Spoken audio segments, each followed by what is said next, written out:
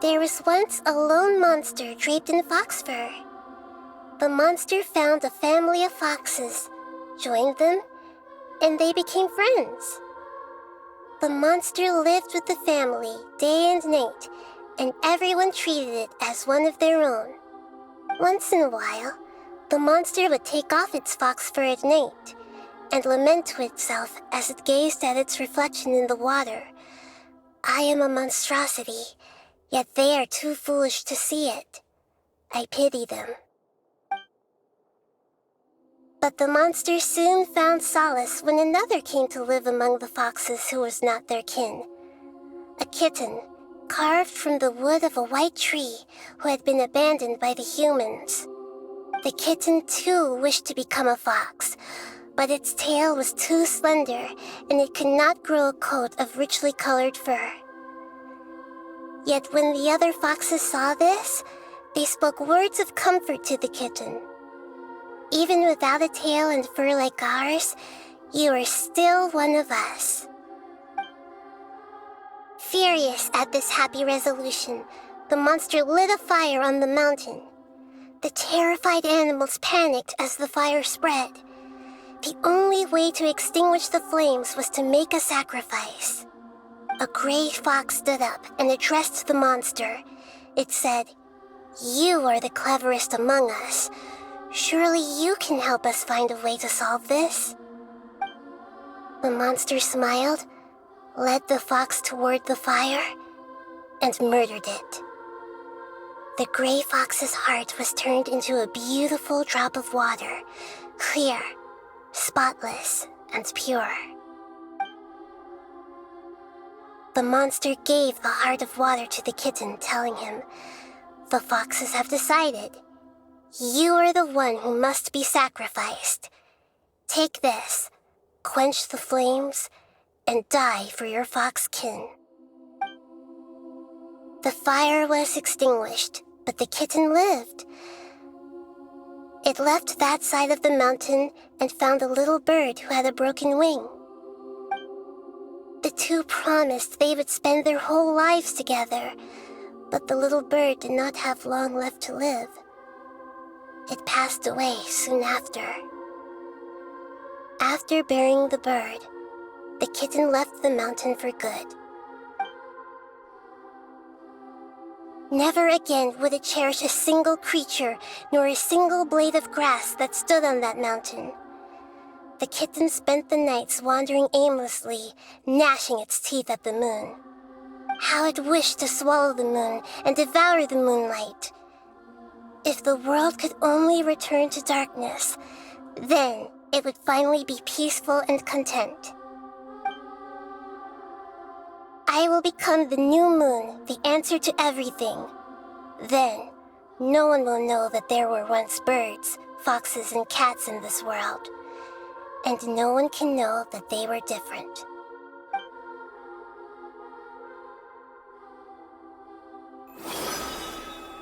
We solved it! I remember now. This is not just the Balladeer story. It is his very own memories. I made a backup so that it would be preserved no matter what happened. To become a god, he was experimented on and modified countless times. It was brutal torture, and the only reason he was able to survive is that he was a puppet. This memory was extracted from him by the scholars. Presumably, they kept it to have something to defend themselves with. Creating a deity was just the first step. Some of them wanted to be able to control it. That's why they backed up his memory for later use. I buried it deep inside one of my own dreams, and then hid it inside an allegorical story so that it wouldn't be altered. It's hard to believe that this person really existed, let alone that he tried to get rid of us on more than one occasion. Paimon has no memory of him at all. He completely vanished like a puff of smoke. The Balladeer agreed to help me look for information about the Descenders, and although he was unsuccessful, he still helped you. Before he vanished, he confirmed an important detail, that Conria was where your twin first came into this world. We still don't know how the change to Irminsul will affect the senior ranks of the Fatui, but in all likelihood, they won't even remember their own Harbinger. It sounds like Paimon wouldn't like this guy a whole lot if he was still around. But still, Paimon doesn't like the way it all ended that much better. This is why wisdom alone cannot answer all our questions. We look, we see, and we comprehend, but the question still troubles us. So the answer is not everything. People yearn to find the truth and then conquer the troubles they face. When you give someone the truth, you give them a chance to choose their own destiny. To others looking on, this may seem like a pointless endeavor, but for him, the chance to act on his desire to disappear must have meant a lot. Never forget that even when we walk beneath dark clouds along a road filled with suffering, the light of wisdom is always there, guiding us toward a better destination. And that is what you have been doing all along. Yeah, Nahita's right. Cheer up. How about we go get something to eat? We can pick up this heavy conversation again later. Good idea. Paimon, why don't you take her out for a walk to clear her head? You got it. Come on, Traveler. You need to get out of your head for a while. You'll feel much better after taking a walk.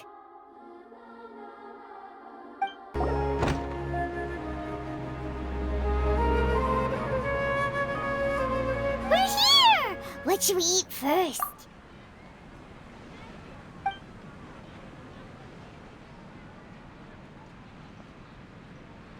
Hey, are you gonna answer or what?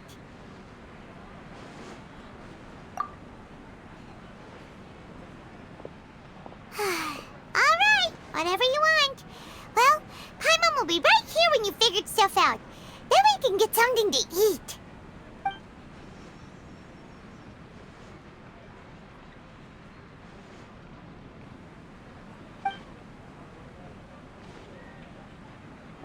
What is it? Have you figured it all out?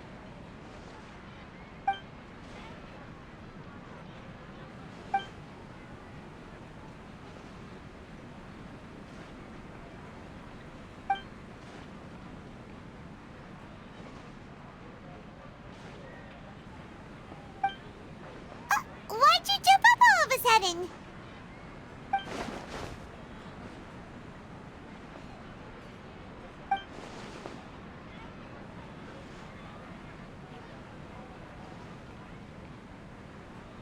Excuse me, boss. There seems to be a small problem with the last bill.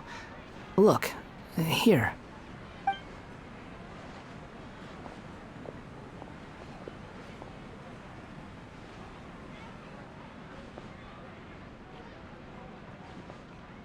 Hey! Hey, wait! You mean me? No, not you. That kid! Didn't you see? Little rascal grabbed my last 2 fresh Sunsettias and ran off. Look, if you're gonna help out here, you can't keep spacing out, okay? What is it? The work's too boring for you? Or has the big city got too many distractions? I wasn't paying close enough attention. Sorry, boss. I think you're right. Maybe it's the city. It's so exciting. It can be hard to focus. Who's that guy? You know him or something? He's who? You're a strange one, kiddo. You say you don't want any money for helping out here, and then when I actually give you some work to do, you keep letting yourself get distracted. I don't want to take advantage, so I'm happy to pay you what I'd pay anyone else. But if you keep acting like this, pretty soon I won't be able to afford to. No, please. I mean it. You don't need to pay me anything. I'm just so thankful you agreed to take on an outsider like me. You're welcome, I guess.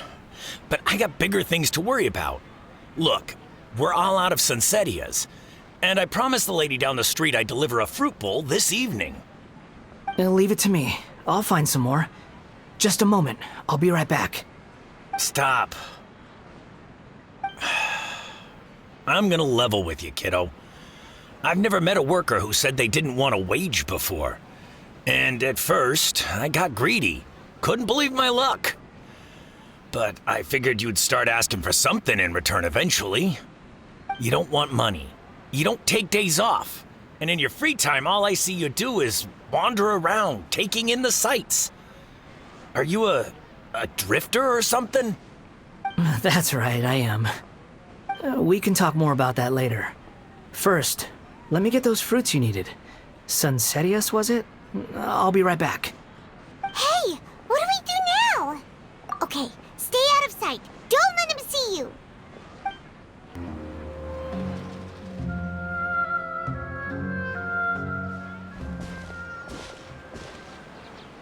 Yeah, this'll do. Even though you say he's the balladeer, what are we planning on doing? Stealing his Sunsetius? Isn't that a bit too cruel? Oh, all right. This should be enough. Guess I should wash them before I take them back.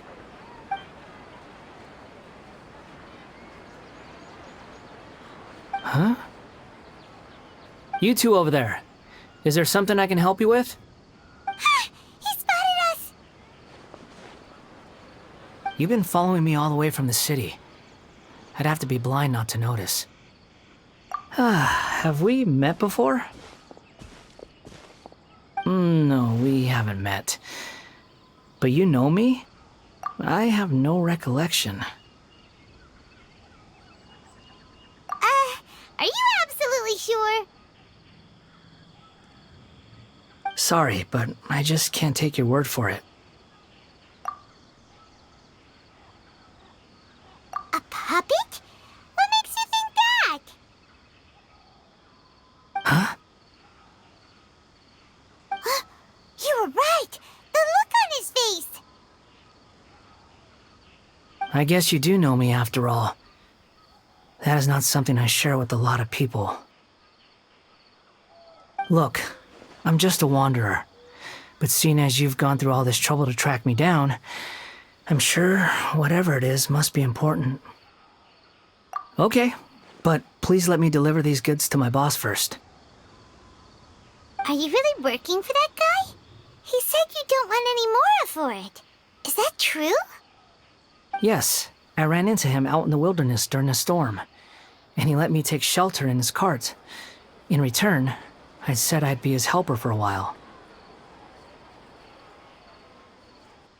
That's oddly nice of you. Let me take these back. Then I'll come with you, okay? Then let's return to the city. Here you go, boss. I'll leave them right here.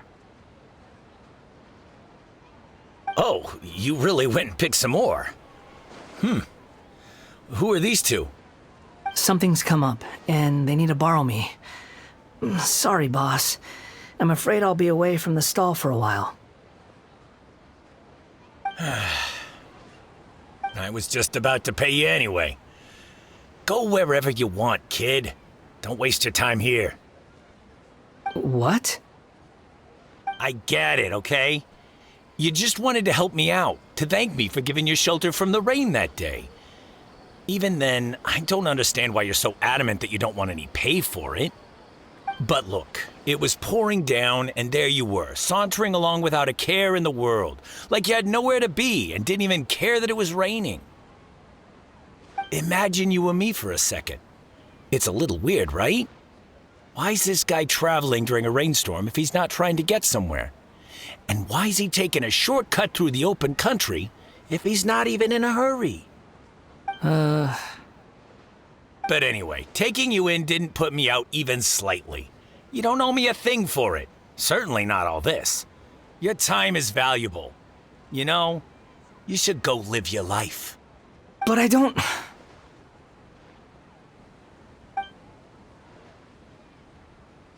No, you're right. Then I suppose this is where we say goodbye. Thank you again for taking me into the city. Don't mention it, kiddo. I've run into all kinds of characters over the years. I just hope you find your path. Thank you.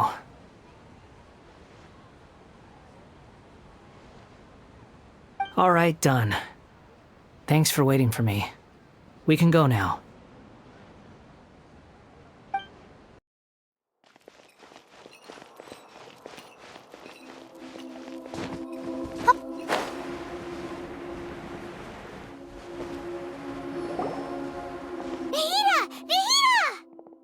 What's wrong? Huh? Are you? Hello. I do apologize for the sudden intrusion. We found this guy in the street, but he doesn't seem to remember anything. So, yeah, quite an eventful walk.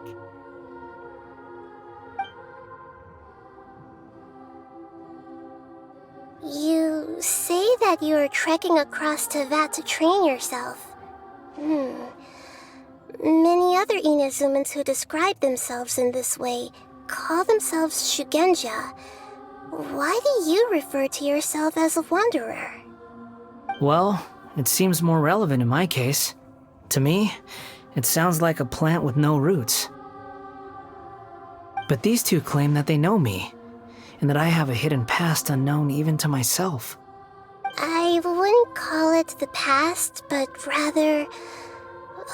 this is a difficult one to explain. I don't like to rely on using terms like this often, but in your case, it seems that it ought to be called previous incarnation. Oh, like a past life or something? Yes, something far more distant than the past. So far away that you cannot perceive it. Okay, I have to ask. What was I like in my previous incarnation?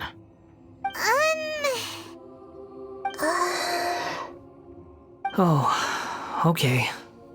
I see. You want to tell me, but you can't bring yourselves to say it. Looks like I didn't have the most wonderful existence in my previous incarnation. If it's that difficult to talk about, I have no doubt it will be just as difficult to hear. But I'll be able to handle it. Please, tell me the truth. Is truth something you care a lot about? Yes. Then I'll be straight with you. In your previous incarnation, you did many things that would be considered evil. You nearly died because of what other people did, and many died because of you. As a non-human being, you hated gods and humans alike. You drifted from place to place, never able to settle, even where you found status and identity. You adamantly believed that you were missing a heart. Actions rooted in persistence sometimes bear bitter fruit.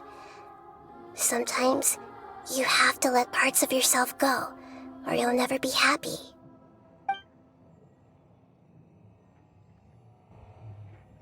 I gave everything I had, but it barely changed history at all. In terms of the outcome alone, that's true. I don't think I can judge everything I've heard purely in terms of right and wrong. Each choice a person makes belongs to a specific place and time, a chain of cause and effect, a cycle of karma and consequence. That is the nature of truth. If one thing is right, its opposite must be wrong. And yet, dichotomies like this are not enough to explain the world in all of its complexity. It seems like my previous incarnation wasn't the most likable individual. We're not trying to hurt your feelings or anything, but yeah, we weren't your biggest fans. If we were enemies, why are you trying to help me find the truth? This is so frustrating! This guy's supposed to be our arch enemy, but now he's just some random stranger we met on the street! He's got so much to answer for, but we can't make him talk because he doesn't remember anything. What a weird situation. Lesser Lord Kusanali, as the god of wisdom, I trust that everything you told me must be true. Yes, it's all true.